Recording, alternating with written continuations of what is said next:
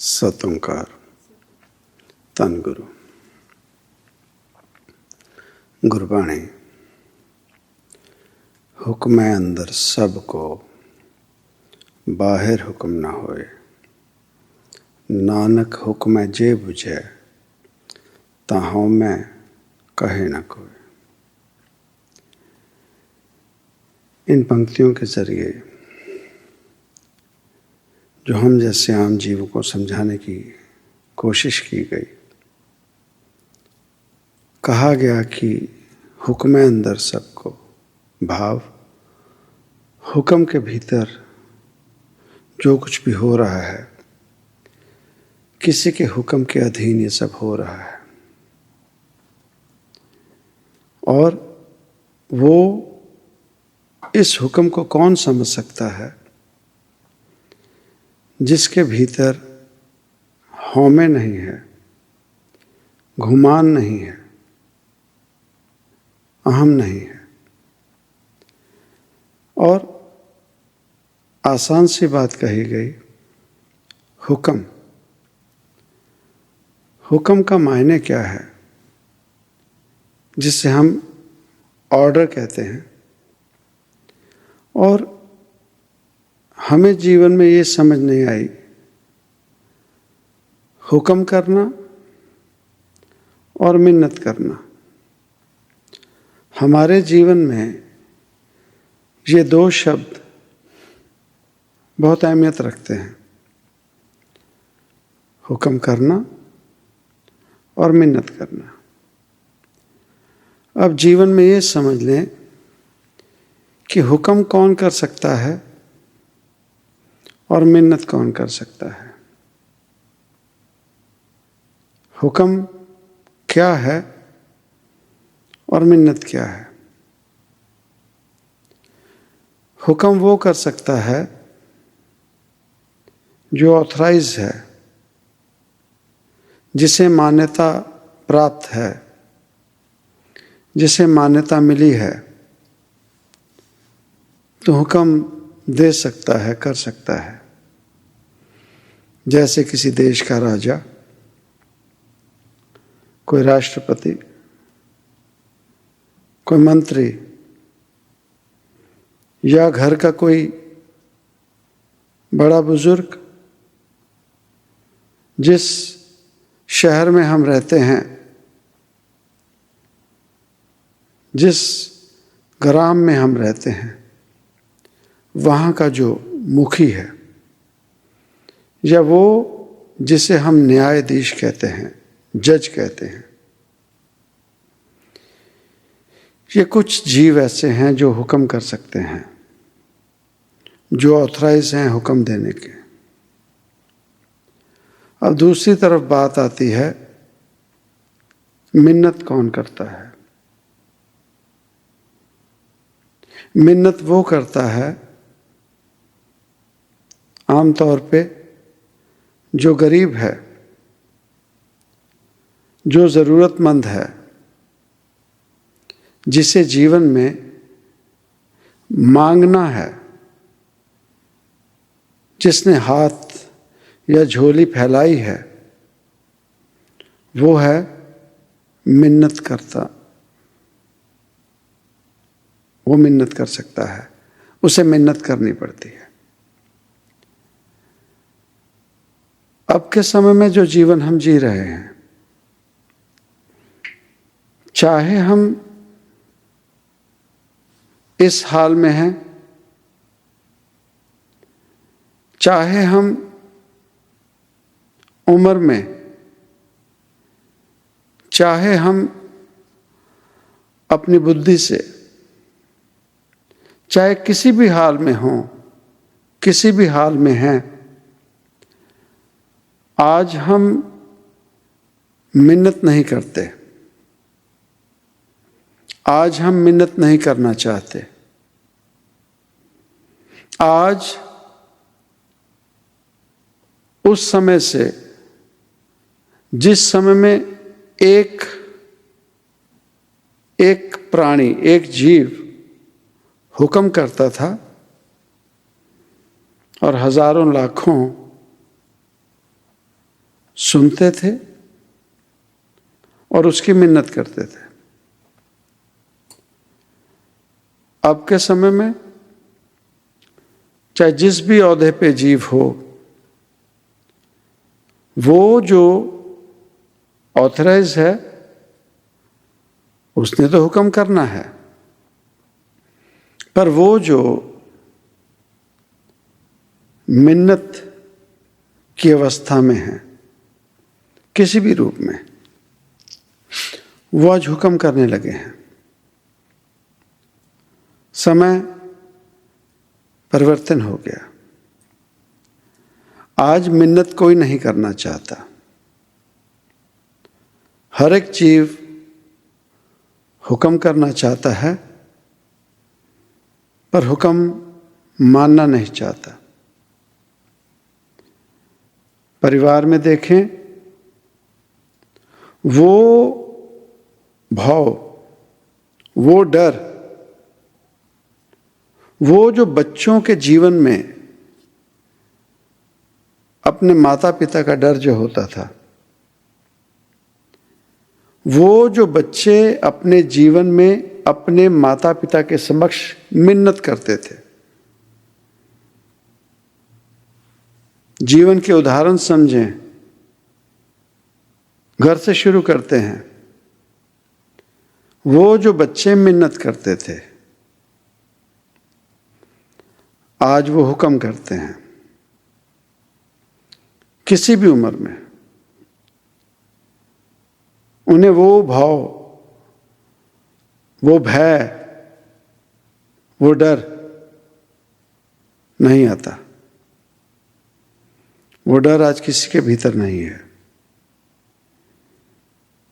माता पिता से हुक्म करके बात करते हैं।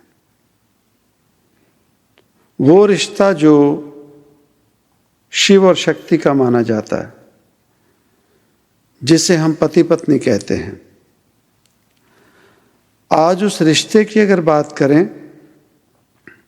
तो उस रिश्ते में आज मिन्नत कोई नहीं करता, चाहे कोई पति या पत्नी। आज सिर्फ हुक्म से अपना जीवन चला रहे हैं, हुक्म करके। आज वो जो नौकरी करता है, आज वो भी मिन्नत की अवस्था से उठ के हुक्म की अवस्था में आ गया। आज वो जो रिश्ते नाते हैं, साख संबंध, मित्र दोस्त, आज कोई भी अपने जीवन में निगाह मार के देखें,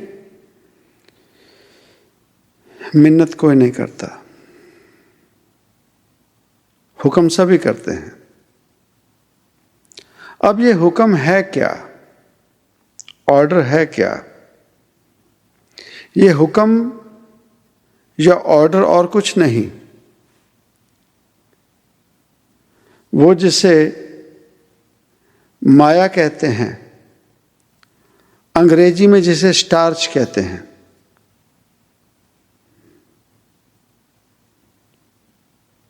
जिसे हम स्टार्च कहते हैं,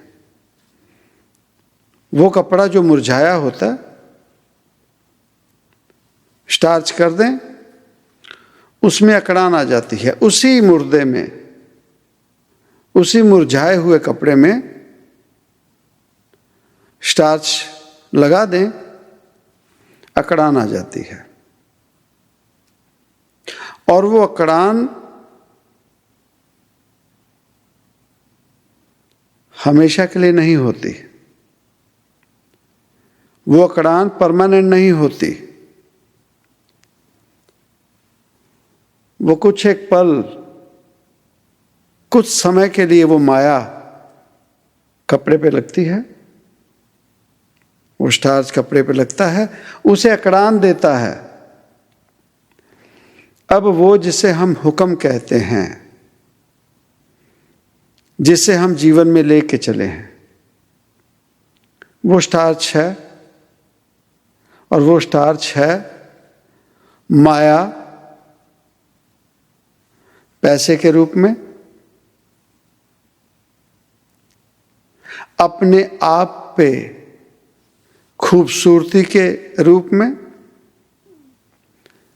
अपने आप में जाति के नाम पे बड़प्पन के रूप में, अपने आप में धर्म के नाम पर, धर्म के नाम की माया लगाकर अकड़ान लेकर चले हैं। और कुछ नहीं तो वो जो भीतर की अशांति है, वो जो भीतर से हम खत्म हो चुके हैं, उस भीतर की फ्रस्ट्रेशन को मिटाने के लिए उस माया को हम हुक्म करने लगते हैं। हमें किसी की नहीं सुननी। ये है वो स्टार्च जो हमेशा नहीं रहेगी। ये माया हमेशा नहीं रहेगी। वो कपड़ा जिस पे हमने स्टार्च लगा ली, माया लगा ली, हमने पहना, उस दुनियादारी में उस कपड़े की अकड़ान बताई। कब तक? जब तक उस मिलने में, जब तक वो दिन समाप्त नहीं होता। जैसे उन जीवों से मिलके घर की तरफ चले तो हौले हौले आभास होने लगता है कि ये माया, ये स्टार्च अब खत्म होने लगी है। रात पड़ते, रात होते होते वो कपड़ा मुरझा जाता है।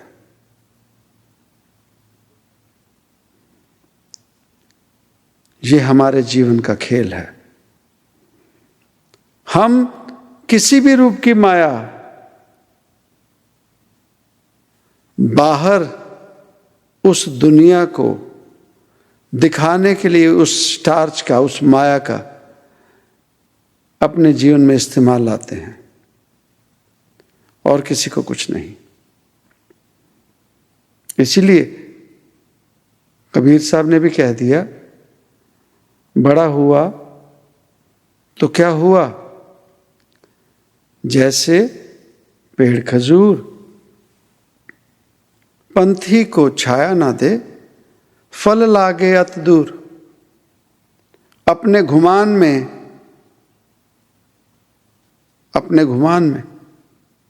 वो खजूर का वृक्ष, मैं बड़ा हूं,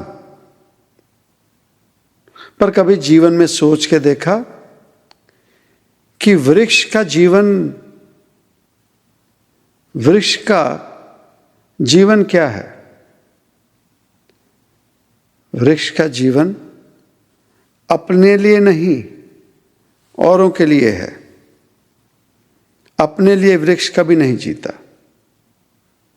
जो मौसम की परेशानी, दुख तकलीफ, वो वृक्ष अपने ऊपर लेता है, और जो फल, छाया, ईंधन और जो जीवन हमारा ऑक्सीजन, वो जीवों को देता है। और एवज में उन जीवों का जो नर्क, प्रदूषण, कार्बन डाइऑक्साइड अपने जीवन में बिना किसी गिले शिकवे के परवान करता। फल लग जाएं तो हर जीव उस फल को तोड़ने के चक्कर में उसे या पत्थर मारेगा या लकड़ी से पीट कर फल लेगा। पर एवज में वो पेड़ कभी मुड़कर ना किसी को पत्थर मारता है और ना ही किसी को वो लकड़ी इंसान के हाथ में जो उसी पेड़ से ली और देखो कैसा समय, उसी पेड़ के समक्ष वो इंसान लकड़ी लेकर उसी पेड़ को पीटता है।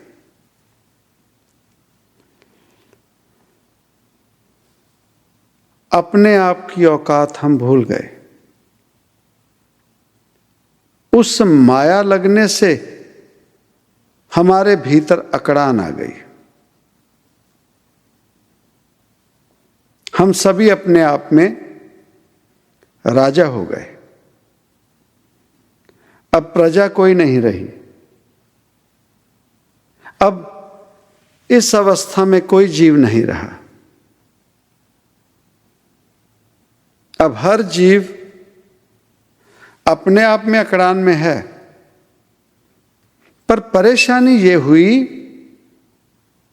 अकड़ान होने पर भी, अपने आप को बड़ा कहाने पर भी जीव ऐसे नहीं हो सका।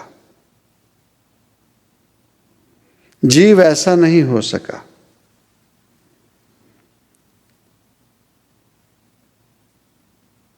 पंजाबी में एक अखान है, कहते कि ज्यों ज्यों भिज्जे कंबली त्यों त्यों भारी होए।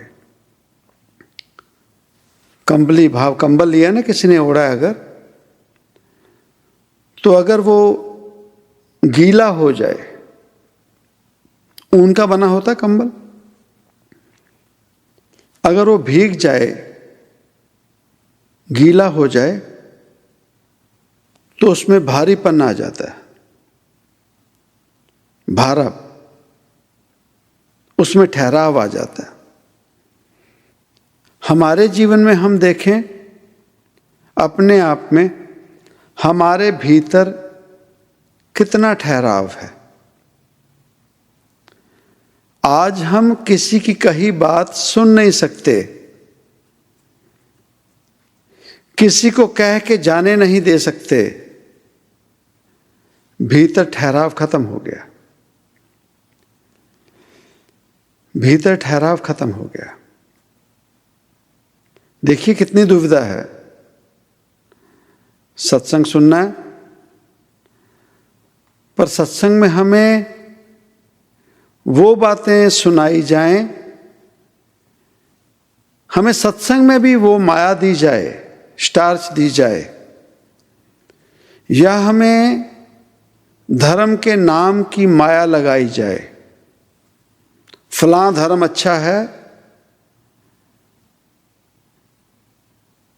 फलां धर्म में फलां महापुरुष ने ये काम किए, फलां धर्म में सबसे ज़्यादा अच्छाइयाँ हैं, ये माया लगाई जाए तो हमें वो सत्संग, जिसे सत्संग नहीं कथा कहा जाता है, किसी धर्म से, किसी महापुरुष के जीवन से कोई पुरानी कहानी उठा ली जाए और उस कहानी को ऐसे नजरिए से पेश किया जाए कि हमारे ऊपर वो स्टार्च रूपी धर्म ऐसे फेरा जाए कि हमारे जीवन में उस धर्म के नाम की अकड़ान आ जाए, और वो जो ऐसे निवान में होते थे वो ऐसे अकड़ान में हो जाए, और उस अकड़ान में और कुछ नहीं। अब दुनिया में अपनी अकड़ान, वो माया रूपी स्टार्च, वो माया रूपी धर्म हम फिर दुनिया में कैसे बताते हैं? पूजा पाठ से नहीं,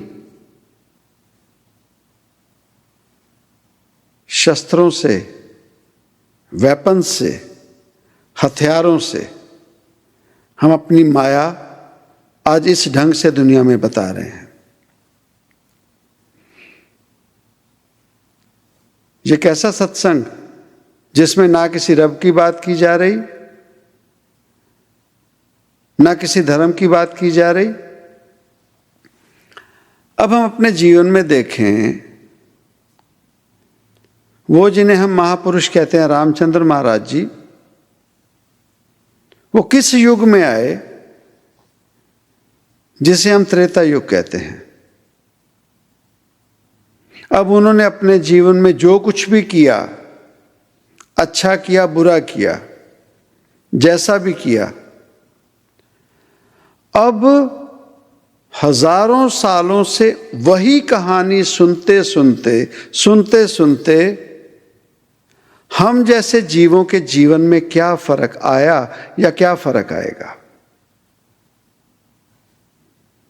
अब यहां से हुक्म वाली बात शुरू होगी। अब वो जिन्हें धर्म रूपी माया लगी है, अब जो सत्संग सुन रहे हैं हम, अब वो हथियार हमारे हाथ में मजबूत होने लगेगा। वो जो धर्म रूपी माया की अकड़ान में बैठे हैं। कहा जाता बिन भागा सत्संग न लभै। अगर भाग्य अच्छे ना हो तो हमारे जीवन में सत्संग नहीं है। तो सत्संग की अहमियत समझ लें। फिर कहते 100 वरियां का सिमरना एक घड़ी दा सत्संग। भाव 100 वर्षों की अगर किसी ने पूजा तपस्या की हो तो एक घड़ी का सेकंड से भी छोटा कम घड़ी, उतना सत्संग हमारे जीवन में हमें प्राप्त होता है। यह है सत्संग, 100 वरियां का सिमरना। अब जीवन में निगाह मार के देखें, हम धर्म के नाम की माया नहीं लगा के बैठे। मेरा धर्म बड़ा, मेरे धर्म का महापुरुष बड़ा, और उसी माया में अकड़ान में चले हैं।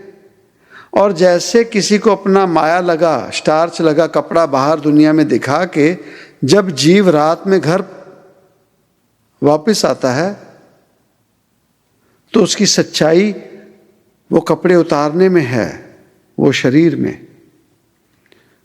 उसी ढंग से उस धर्म के नाम की माया को लेकर अगर हम चले हैं, लगा कर चले हैं, तो जब रात में हम अपने घर में जाते हैं, उस 4 दीवारी के भीतर हमारे जो सच के कर्म हैं, जो सच में हम कर्म करते हैं, वो है हमारी सच्चाई। और उस सच्चाई से किसी भी महापुरुष के जीवन की कहानियां सुन के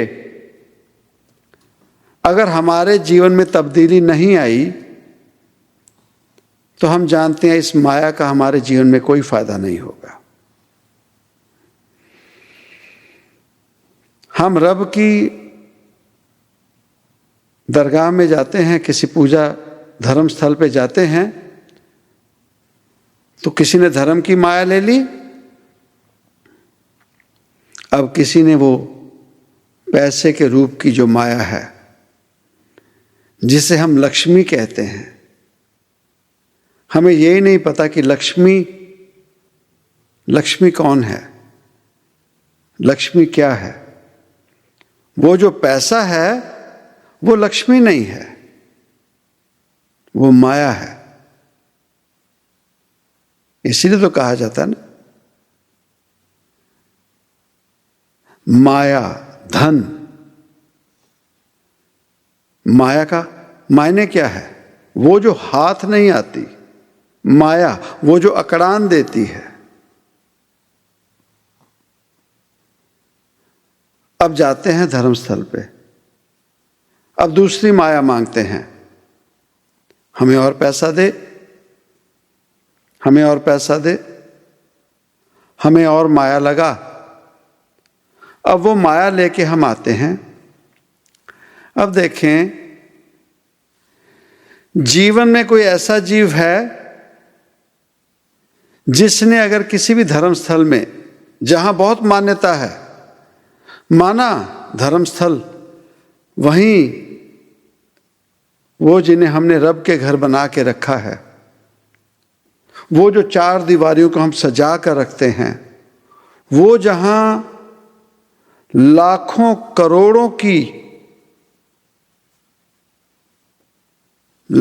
करोड़ों के चढ़ावे चढ़ते हैं, सोना चढ़ाते हैं, माया मांग के माया दे रहे हैं उस रब के घर में, उस रब के घर में। और वहां जाकर कोई कह दे कि मैं 100 बार वहां गया अगर, तो मेरी 100 की 100 प्रार्थनाएं मान्यता, उन 100 की 100 प्रार्थनाएं मेरी मानी गई। नहीं, ऐसा नहीं होता, ऐसा नहीं होता। कहा जाता जन की अरदास बिरथी ना जाए। प्रार्थना सिर्फ वो है कि हे प्रभु, तू जिस भी रूप में जहां कहीं भी है, मैं एक आम जीव जन तेरी दरगाह में, तेरे दरबार में प्रार्थना करता हूं कि मेरी मदद कर। और इस प्रार्थना के लिए कोई आडंबर की जरूरत नहीं, इसमें कोई धर्म, इन चीजों का कोई मूल नहीं। एक बच्चा अपने माता पिता से प्रेम प्यार करता हो, उससे अगर कोई दिक्कत आ जाए, परेशानी आ जाए, तो उसे अपने माता पिता के समक्ष क्या करना पड़ेगा?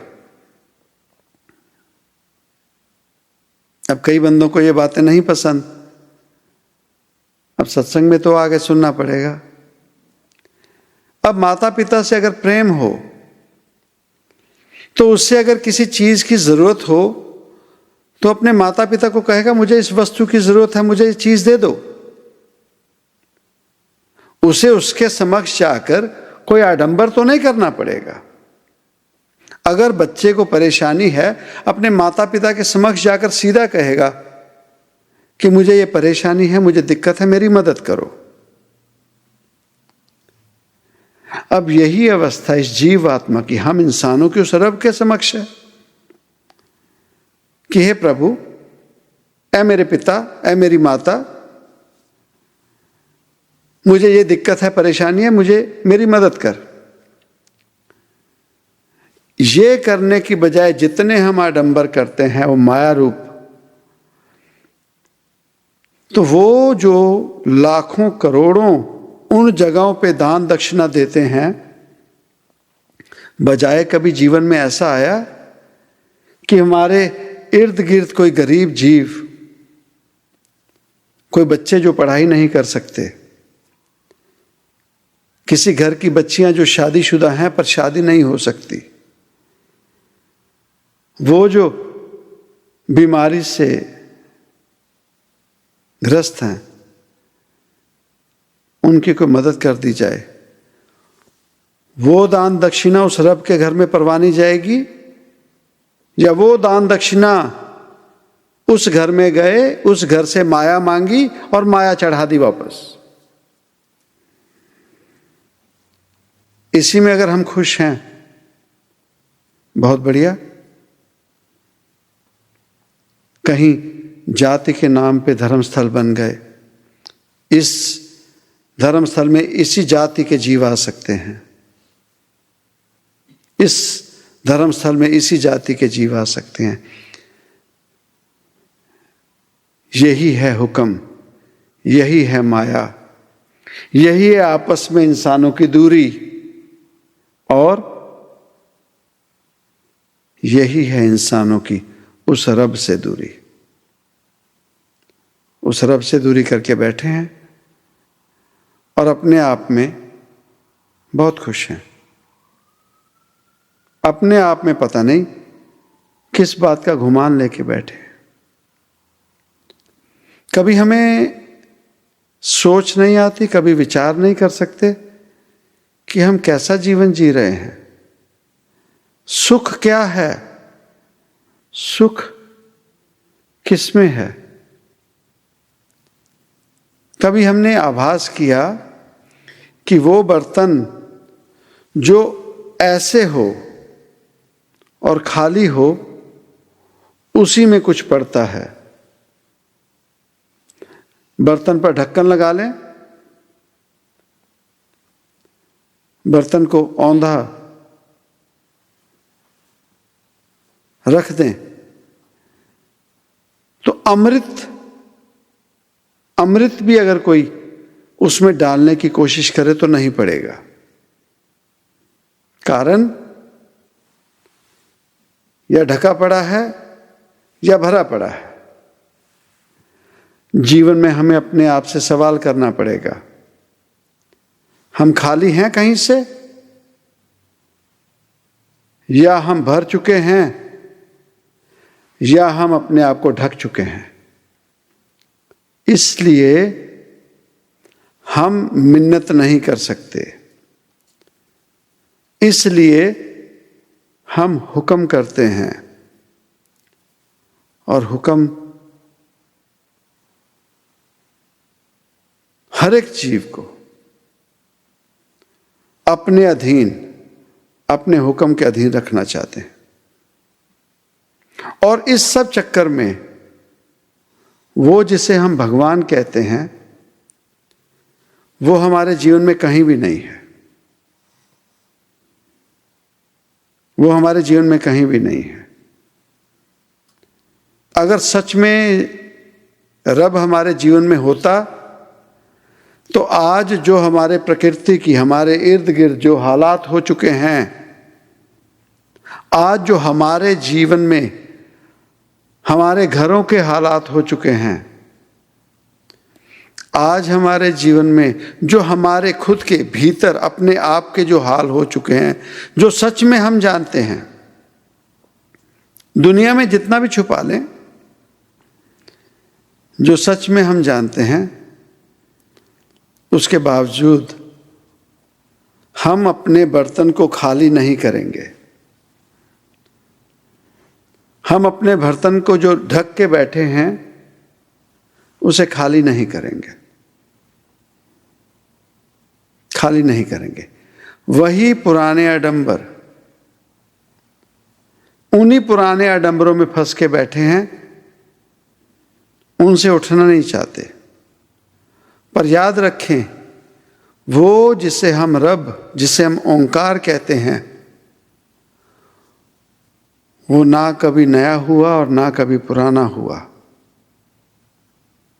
आद सच, आद काल से जो सच है, जुगाद सच, जुगों से जो सच है भी सच, मौजूदा भी सच है, होशी भी सच, आने वाले समय में भी जो सच रहेगा वो है रब, जिसे हम भूल चुके हैं।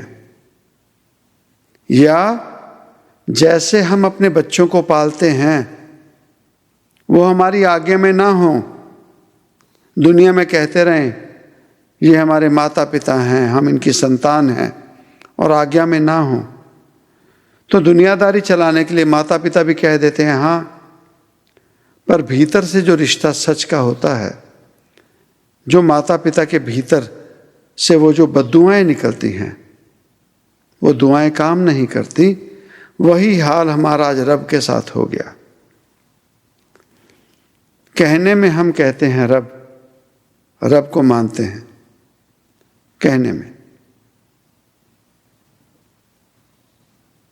हम यहाँ यूएस में जब आए तो हमारे कोई जानकार यहीं पास में रहते थे। स्टॉकटन शहर है, बहुत मशहूर यहाँ पे। तो किसी धर्म से जुड़े तो आए, कहते आज ना हमने वहाँ पे लंगर लगाया। किस चीज़ का? पास्ता और पिज़्ज़ा।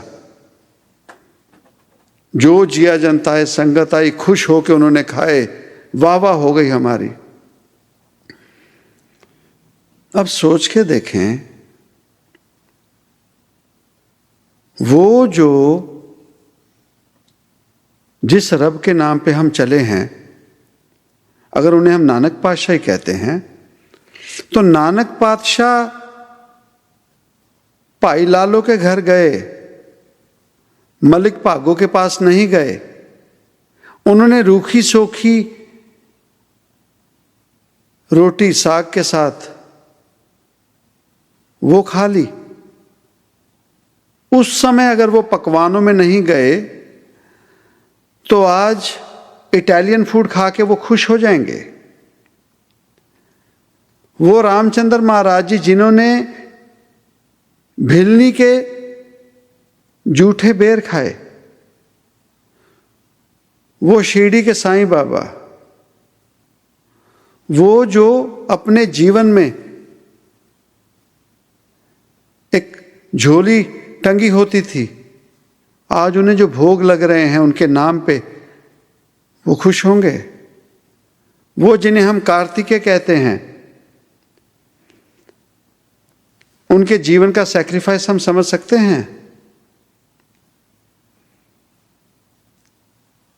और उनके नाम पे आज हम वो सोना चांदी हीरे जवाहरात, इन चीजों से ये महापुरुष कभी नहीं खुश होंगे।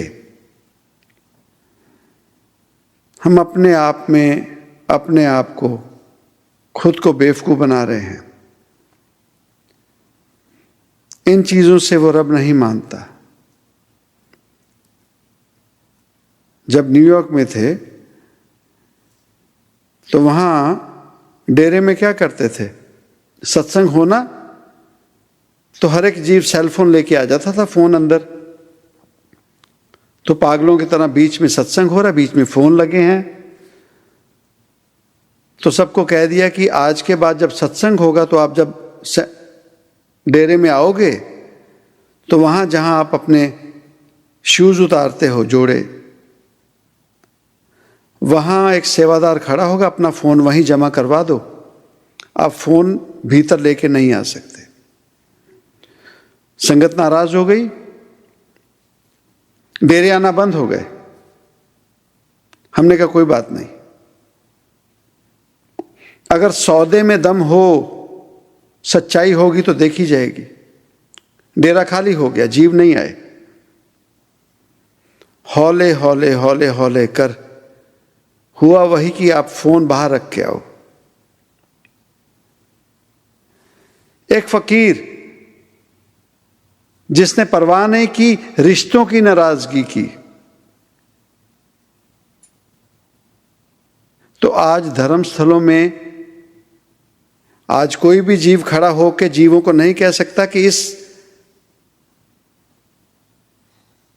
चार दीवारी में आप फोन नहीं लेके आ सकते। आज कोई नहीं रोकेगा, कारण रब की बात कोई नहीं करेगा। माया माया के साथ मिलकर ठगने लगी है।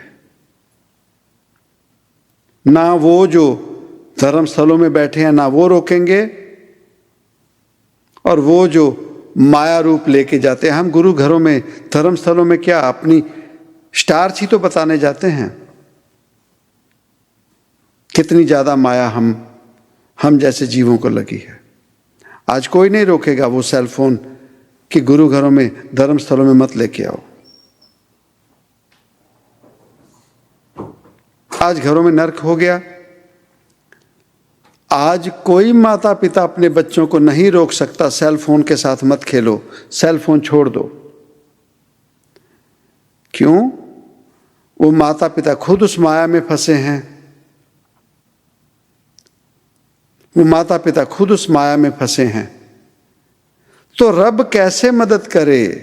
तो किसी बेवकूफ ने कह दिया, God helps those who help themselves. रब उनकी मदद करता है जो खुद की मदद करे। तो इसमें हमें समझ नहीं आई बात कि हम ही अपने आप के खुद के रब हैं और हम ही अपने आप के वो राक्षस हैं। तो बताएं, ये सृष्टि को, इंसानों को कौन खत्म कर रहा है? अब वो रब कहां गया? अब हमें रब नहीं मिलता। रब कहां गया? रब को हम किनारे कर चुके हैं।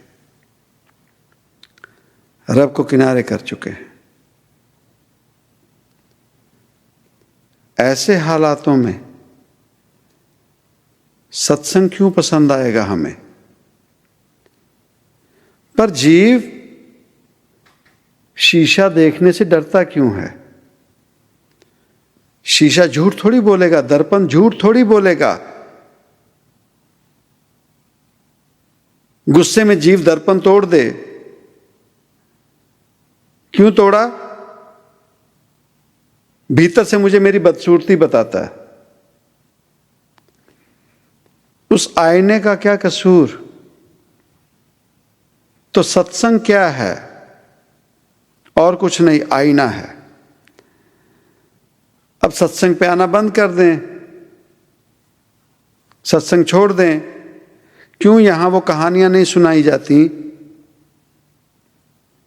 कहां किसी महापुरुष की बुराई की जाती है? वो महापुरुष थे ना। अब कोई कहता रहे जीवन में, मेरे दादाजी गांव के मुखिया थे, मेरे दादाजी गांव के मुखिया थे, उन्हें 100 जीव सलाम करते थे, सैल्यूट करते थे। तो जीव कहता कि तेरे दादा थे ना, तू बता तू क्या है? हम अपने आप से सवाल करें, चाहे धर्म के नाम पे बात कर लें, चाहे किसी भी विषय की बात कर लें, अपने आप से सवाल करें, हम सच में क्या हैं? हम क्या हैं?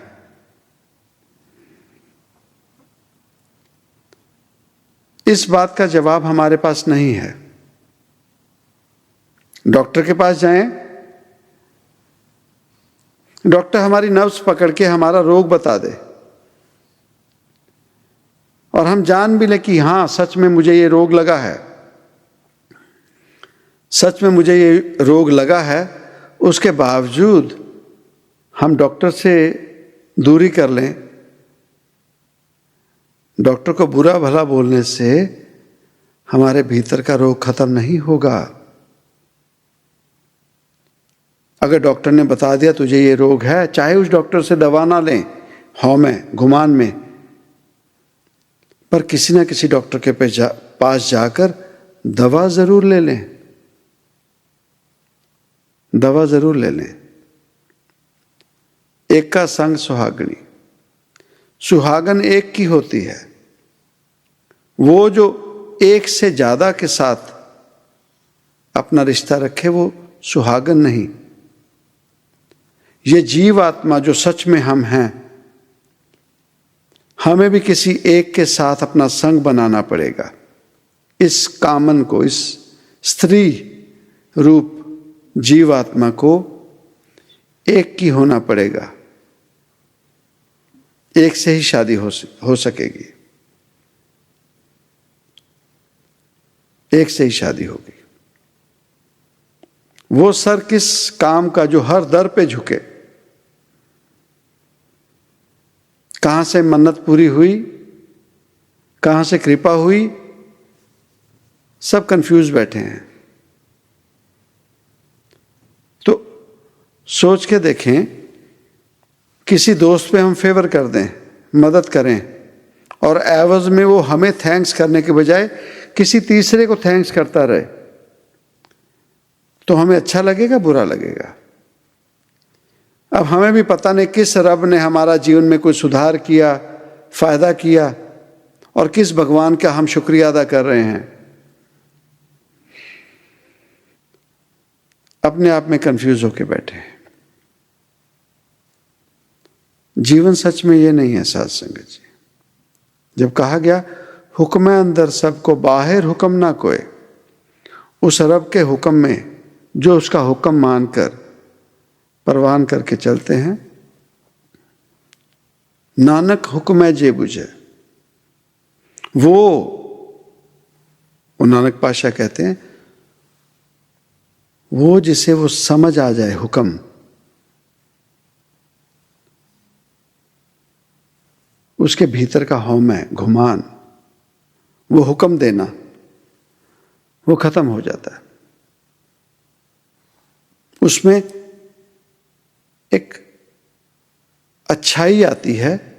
वो अच्छाई कैसे बताएं आपको? वो फल जो कच्चा हो और वो फल जो पक जाए।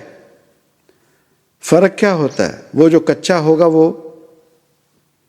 कड़क होगा, उसमें या खटास होगी या कड़वापन होगा, उसका रंग बहुत गूढ़ा गहरा होगा, घना होगा, कच्चा फल। अब पक्का फल नरम होगा, भीतर मिठास होगी और रंग बहुत खूबसूरत होगा। अब अपने जीवन में अपने खुद पर निगाह मार कर देखें, हम भीतर से कड़कपन है या हमारे बीच में नरमाई है?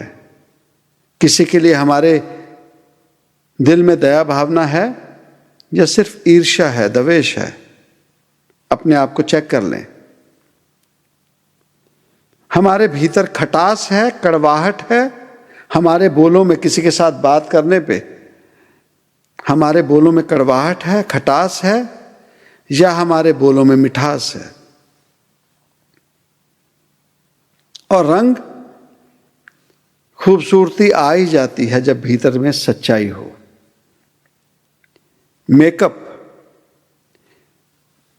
मेकअप का मतलब क्या है? जो बनाया गया, जो दिखावटी है, इसीलिए कहा जाए मेकअप किया। तो वो मेकअप जो शारीरिक हो या जुबान का हो, वो सभी जानते हैं वो झूठा होता है, वो सभी जानते हैं। सच वो है जो बिना मेकअप के खूबसूरती हो। सच वो है जो बिना बात का ऐसे है वैसे है, मैं ये कह रहा था ऐसे, वो नहीं, जो है सच में। पर हमारे बोलों में तीर ना हो, तलवारें ना हो। हमारे बोलना उन तीर तलवारों से ज्यादा भयानक हो चुका है। भीतर तक हम जीवों को छलनी कर रहे हैं, छलनी कर देते हैं। तभी तो कहा गया, गलियां सी चंगियां आचारी बुरियां। बातों से हम बहुत अच्छे हैं, आचारी बुरियां। हमारे आचार क्या हैं? भीतर हमारे हाल क्या हैं? मनो को सुद्धा कालियां ते बाहरों चिट्टवियां। भीतर से, मन से घनघोर काले हैं और बाहर से सफेद वस्त्र देखिए, सफेद होकर दुनिया में घूमते हैं। सत्संग, सत का संग, सच का संग। अब कौन इतना सच बोले और कौन इतना सच सुने और कौन इतना सच सहे? कौन इतना सच सहे?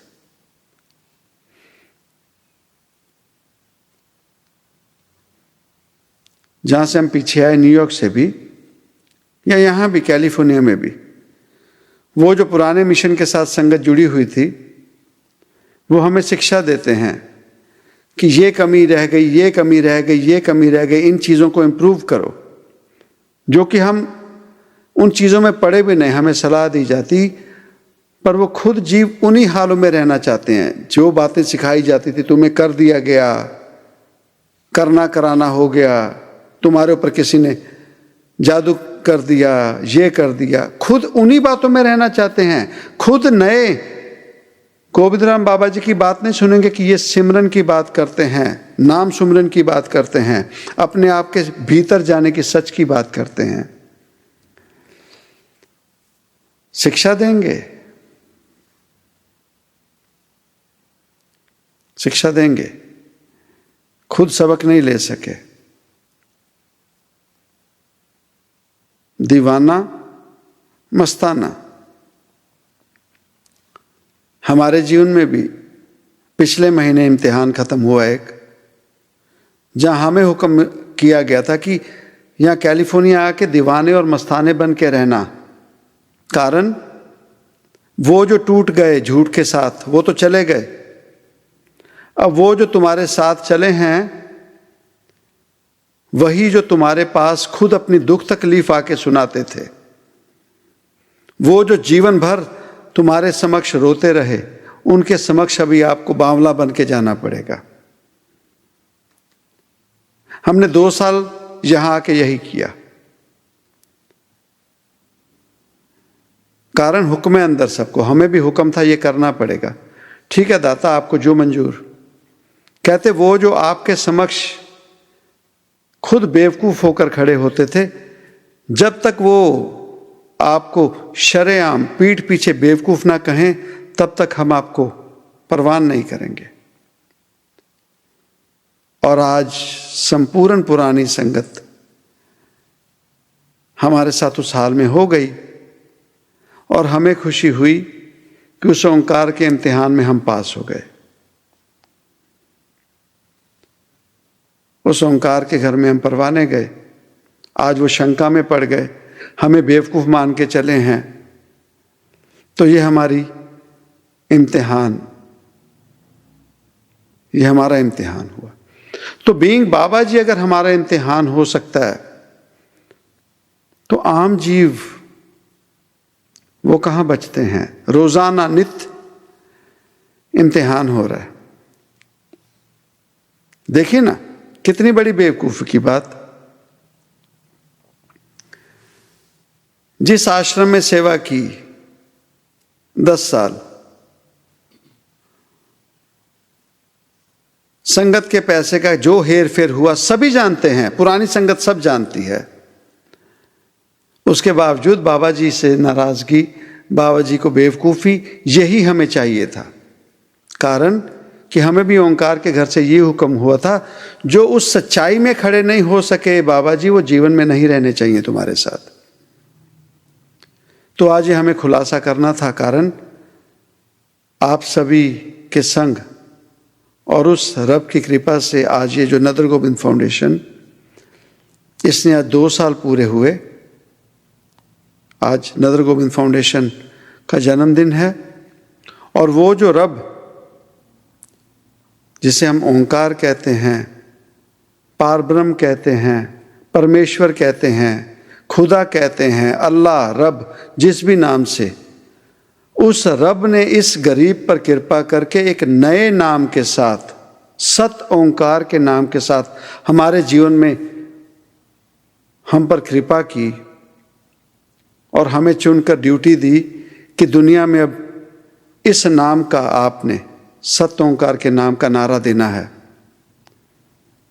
तो 2 साल हुए, और अब वो जो इम्तिहान पिछले महीने ख़त्म हुआ, अब वो बेचारे जो पुरानी संगत है, वो जितनी हमने बेवकूफ़ों जैसी उनसे बातें कर ली, अब वो भूल जाएं वो बेवकूफ़, वो बावला ढूंढते रह जाएं। अब वो बावला, वो दीवाना मस्ताना अब जीवन में नहीं मिलेगा। अब एक ही नारा जो हमें ड्यूटी मिली, वो रब नए रूप में, नए नाम में दुनिया में आना चाहते थे, सत ओंकार के नाम से। तो सत ओंकार का नाम, ना कोई शरीर, ना कोई आडंबर, सादा सा जीवन, ऐ जीव शुभ कर्म कर। वो शुभ कर्म जिस भी धर्म से जीव तू जुड़ा है, उस धर्म का जो मुखी था, उस धर्म का जो रब था, उस धर्म का जो धर्म ग्रंथ था, उसे पढ़, उसकी शिक्षा अपने जीवन में ढाल और वो सच्चा जीवन जीना शुरू कर। और उस रब को एक नाम दे दे, चाहे वो अल्लाह का नाम दे दे, चाहे वाहेगुरु का, चाहे राम का, चाहे सत ओंकार का। एक नाम दे और उसे याद कर, उसे पुकार, चलते फिरते उसे पुकार, उसे याद रख। और ये शरीर छोड़ने से पहले जिसे पुकार रहा है, उसे जीवन में पा जा। शरीर छोड़ने से पहले इस जीव आत्मा को उस रब से मिला दे। ये है सच्चाई, यह है संपूर्णता। इसे लेके चले हैं, और जब तक उनका हुक्म होगा ये मैसेज लेके चलेंगे। और दुनिया में फैलाएंगे।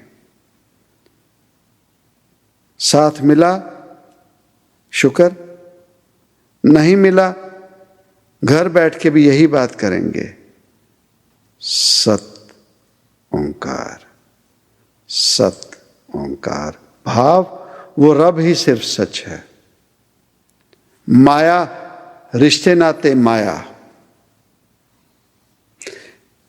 ये चार दीवारी, ये धन दौलत माया, इन्हें छोड़ने को नहीं कहा जा रहा, पर सिर्फ इसे ही सब कुछ ना समझें। इस चार दीवारी, इस रिश्ते नाते, इस वासना मोह माया के चक्रों में उस ओंकार को, उस रब को ना भूलें। 24 घंटे में, दिन और रात में अपने जीवन में निगाह मारें, हम उस ओंकार को कितना याद करते हैं, कितना पुकारते हैं। कितनी गरीबी हमारी उस रब के समक्ष आई। आज भी अगर अपने जीवन में निगाह मार के देखें, आज भी जीवन में सुधार हो सकता है। और जो मर्जी हो, बाबा जी हैं, अब किसी को और कुछ नहीं कहा करेंगे। ना हमारे लिए कोई रिश्ता नाता, पहले भी नहीं था, अब भी नहीं है। संदेशा यही है, जीव तू मुझे जानता है तो सत्संग पे आकर सत्संग सुना कर। सत्संग सुन और अपने जीवन में उन्नति पा, तेरे जीवन में तरक्की हो। और वो सत्संग में अगर कोई सबक मिलता है, अपने जीवन में ढाल और अपने इर्द गिर्द जीवों को और संदेशा दे कि सच में जीवन क्या है। इस मोह माया में ही ना फंसे रहें।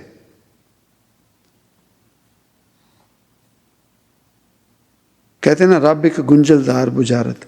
रब कभी किसी को समझ नहीं आ सकता। तो जितना सादा सा रब जाने कि वो रब है और वही सच है, और उसे जिस भी नाम से पुकार लें, आना एक ही रब ने। इसीलिए कहा गया रब एक है, रब एक है, गॉड इज वन, देव एक चाहे।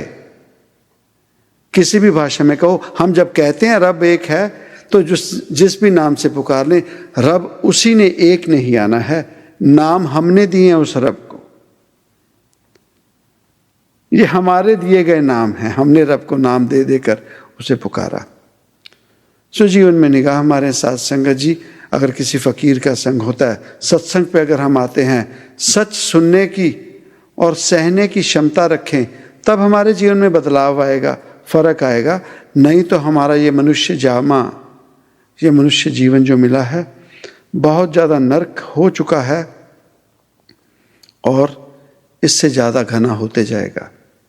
और कल ऐसा ना हो, हम रब से दूरी कर चुके, फकीरों से, महापुरुषों से हम दूरी कर चुके, अपने रिश्ते नातों से दूरी कर चुके, सिर्फ अपने आप में अकेले रह के बैठ गए। और अकेले भी क्या रह गए, सिर्फ हमारे जीवन में हमारा एक सेल फोन साथी रह गया, जो नर्क है, हमारे जीवन का सबसे बड़ा नर्क है। अपने जीवन से जितना हो सकता है सेल फोन से दूरी कर लो, जितना हो सकता है अपने सेल फोन से दूरी कर लो। जीवन में बहुत ज़्यादा तरक्की, उन्नति हो जाएगी। वो जो 5 से 6 घंटे फ़ोन पे हम वेस्ट करते हैं, हम कभी भी आवाज़ नहीं कर रहे कि वो हम रोज़ाना के 24 घंटों में से 5 से 6 घंटे रोज़ के वेस्ट कर रहे हैं। उस चीज़ से उबर जाएं और वो 5 से 6 घंटे कहीं वर्थवाइल कर लें, और उस 5 से 6 घंटे में से आधा घंटा 1 घंटा उस रब के ध्यान में, उस सुमरन में बैठ जाएं, तो जीवन की तरक्की हो जाएगी। सत ओंकार, धन गुरु।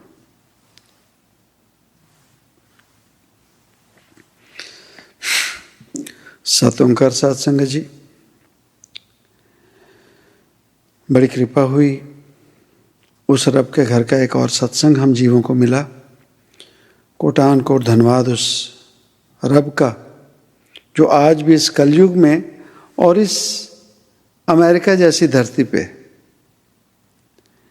हम जैसों को घर बैठे मुफ्त का सुमरन दे रहे हैं, सत्संग दे रहे हैं, अपने घर का संदेशा दे रहे हैं। तो साथ संगत जी, शुक्र है उस रब का, उस रब का कोटान कोट धन्यवाद। और जो भी जियाजंत इस सत्संग में जुड़े हैं, जो भी शुभ मनोकामनाएं लेकर साथ संगत जुड़ी है, उस रब के घर में यही प्रार्थना है कि हे प्रभु, इन जीवों की शुभ मनोकामनाएं पूरी कर, और जो सत्संग रूप प्रसाद हम जीवों को मिला है हमारे जीवन में ढाल, और हमारे सभी के जीवन में उन्नति हो, सभी की तरक्की हो, और भीतर की सच्ची खुशी मिले। एक दूसरे से प्रेम लगाव बढ़े, रिश्तों में प्रेम बढ़े, धर्म के नाम पे जीव दूसरे से एक दूसरे से प्रेम बढ़ाएं, ना कि दूरी करें। जाति, रंग, इन चीज़ों में कुछ नहीं रखा साथ संगत जी। सच में जागें, सच में जागें। और आप सभी का कोटान कोट धन्यवाद जो आज आप हमारी खुशी में शामिल हुए, जो ये नदर गोविंद फाउंडेशन का आज दूसरा जन्मदिन मना रहे हैं। तो जैसे आप हमारे जीवन में खुशियों में इस खुशी को और बढ़ाने आए, बीइंग फ़कीर, बीइंग बाबा जी, हमारे जीवन में इस नौकरी में यही दुआएं हैं कि आप लोगों के जीवन में भी खुशियाँ, तरक्की, चढ़ती कला और ज़्यादा हो, और जीव हमारे समेत आपकी खुशियों में भी शामिल हों, और आप सच में अपने जीवन में खुशियाँ मना सकें। सो दाता कृपा बनाए रखें। सत ओंकार। धन्यवाद। सत्संग जी कीर्तन कर सकते हैं, कीर्तन की ज़ात।